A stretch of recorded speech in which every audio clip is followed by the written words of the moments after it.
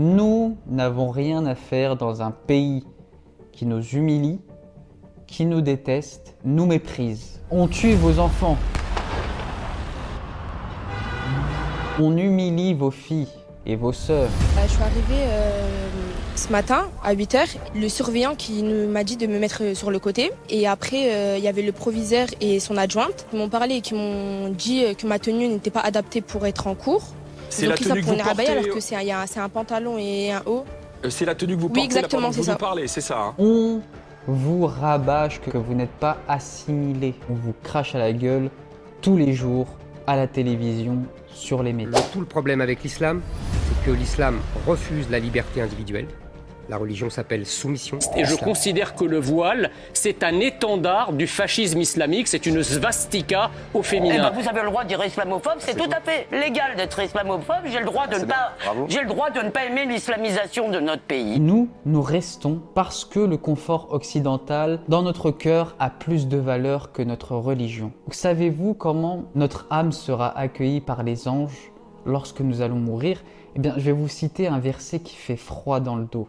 C'est un verset dans la sourate An-Nisa, verset 97, où Allah décrit ceux qui meurent dans un pays qui n'est pas musulman et qui sont humiliés dans ce pays où ils ne peuvent pas pratiquer leur religion de la manière la plus totale. Voici ce qu'Allah dit. Inna alladhina tawaffahumul malaikatu zalimi anfusihim qalu fima kuntum qalu kunna mustad'afina fil ard qalu alam takun ardullahi wasi'ah فتهاجر فيها فأولئك أمواهم جهنم وساءت مصيرا. Les anges vont prendre les âmes qui ont été injustes en eux-mêmes, qui n'ont pas immigré. On leur pose la question suivante. Où en étiez-vous dans votre religion, dans votre pays? Pourquoi ne pratiquiez-vous pas votre religion? Pourquoi n'étais-tu pas voilé, ma sœur? Pourquoi tu n'allais pas au Jumu'ah, mon frère? Pourquoi tu ne faisais pas la prière à l'heure? Bientôt tu vas répondre, nous étions impuissants sur terre. Je ne pouvais pas prier dans mon lieu de travail, mon chef il me laissait pas.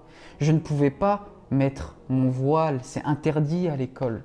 C'est interdit au travail. Et les anges vont vous répondre un truc qui devrait vous faire froid dans le dos. La terre n'était-elle pas assez vaste pour que tu puisses migrer dans un pays musulman où tu peux pratiquer la religion de manière la plus sereine? Tu as préféré le confort occidental, tu as troqué ta religion pour un confort occidental où il n'y a que de la dépravation, où tu as honte de sortir dehors tellement les femmes sont toutes dénudées, et tu oses me dire que tu étais faible sur terre. Et Allah finit le verset par notre châtiment qui nous concerne tous, et l'enfer sera leur destination.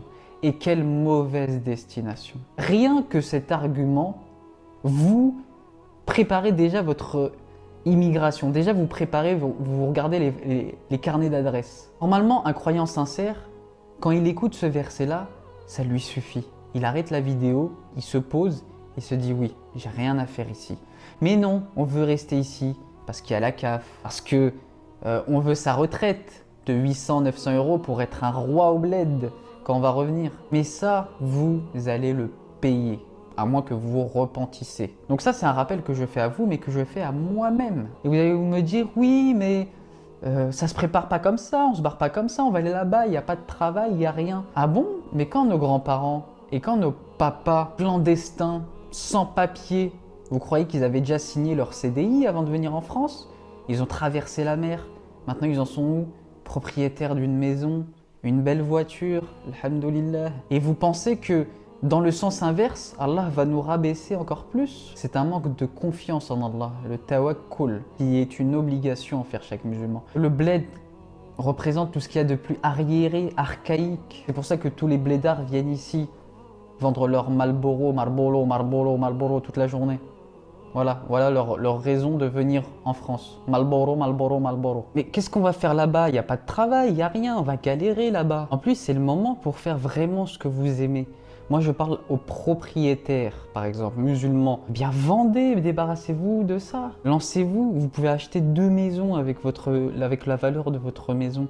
Achetez une maison et lancez ce pourquoi vous voulez faire, au lieu de finir votre vie salarié jusqu'à 70 ans, si ce n'est plus. C'est le moment. C'est le moment pour vous de vous délivrer de votre salariat et lancer un commerce, lancer ce que vous voulez, ce que vous aimez, ce que vous avez toujours voulu faire. C'est le moment, c'est une chance inouïe. Oui, mes enfants, qu'est-ce qu'on en fait? Mais vos enfants, ils sont musulmans ou ils sont pas musulmans? Bah, ils vous suivent. Et en plus, en parlant des enfants, il y a un argument incontournable, c'est que l'école publique française est en déchéance, mais en déchéance la plus totale. C'est l'école de la médiocrité par excellence. Tandis que le Maroc, je prends l'exemple de mon pays, vous savez, dans le concours de Polytechnique, la meilleure école de France, vous savez qui les réussit le mieux?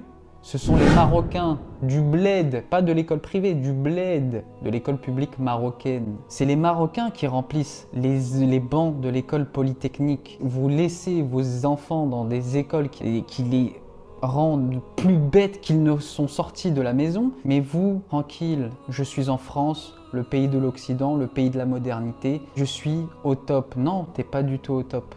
Au plus bas. Et ça, ce sujet, jamais vos imams préférés, ni votre mosquée préférée vont vous parler de ce sujet, car ce n'est pas dans leur intérêt. Comment ils vont manger si vous partez, hein? Ils sont là pour faire la morale aux musulmans de France. C'est comme ça qu'ils gagnent leur vie.